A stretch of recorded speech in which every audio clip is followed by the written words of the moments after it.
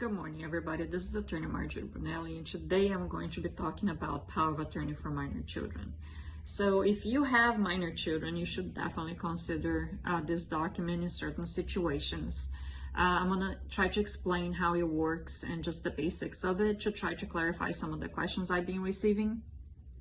So a power of attorney for minor children, it's a document that you're going to be preparing with your attorney, which is going to assign certain legal rights to a caregiver, also a person you're going to be choosing and appointing as a temporary parent, a substitute parent for your child or children in your absence.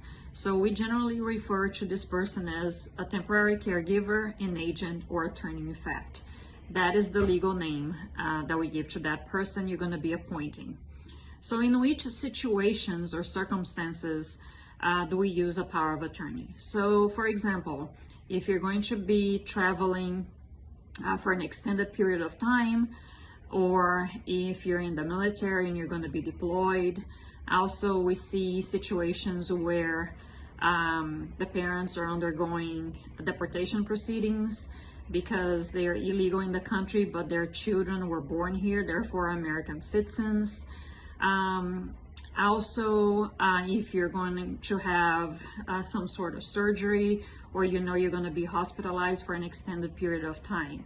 So those are some of the examples and situations in which a power of attorney for minor children would be extremely important, because if you do not have someone who can take over the responsibilities of a parent on behalf of your child or children, what happens if something happens to you is that child is going to be placed, is going to be a ward of the state.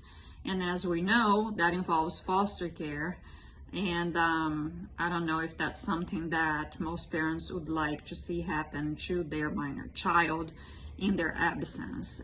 We can actually use the pandemic as an example, how many parents were out of the country either for work or vacation or whatever the situation was, and then they found themselves stuck somewhere else and couldn't return and didn't have someone to take care of their child.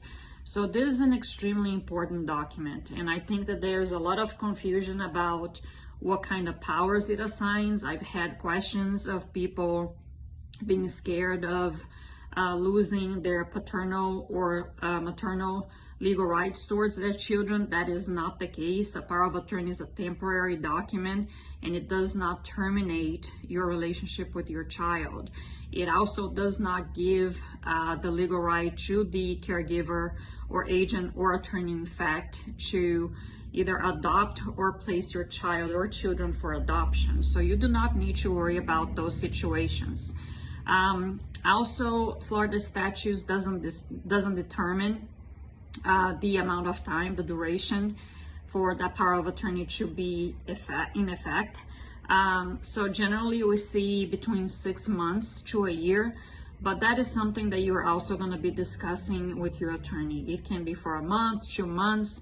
For example, if you're on vacation, you can make it effective for the amount of time that you're going to be on vacation, just in case something happens to you and you're temporarily absent.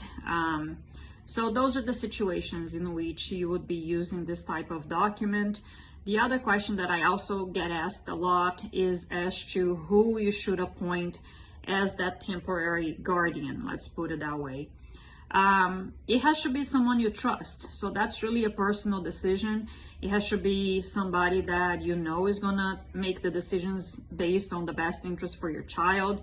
Generally speaking, we see parents appointing the grandparents, sometimes close relatives, cousins, uncles, aunts, and sometimes it's a close friend of the family. As long as it's somebody you trust and you know is going to carry out your wishes as to the best decisions being made for your child or children in your absence. So that's basically the summary as to what a power of attorney for a minor child is and how it works.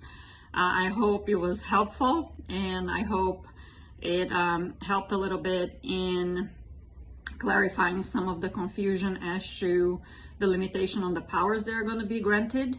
as should this document, should this temporary person that's going to be taking care of your children. And if you have any other questions, you can always reach me here at the office. All my information is up in the bio. Thank you so much, and until the next video.